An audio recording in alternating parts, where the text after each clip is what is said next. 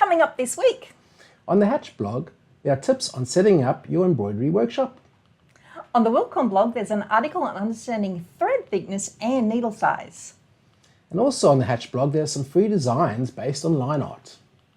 On the Hatch Academy Live this week, I'm going to take you through 5 courses which are going to make you a better digitizer.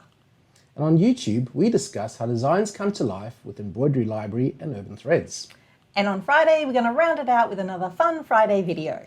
So Susan, tell me what you're looking forward to the most this week. Well, I was super lucky. I got to actually do the interview with Embroidery Library and Urban Threads. Not only are they an amazing team, watching them bring their beautiful designs to life from like drawing all the way through to digitizing was really fun to watch. And I noticed that they're digitizing with a pen, which is really awesome. Really awesome. It's really cool to see how not only talented they are, but how like cool their setup is as well.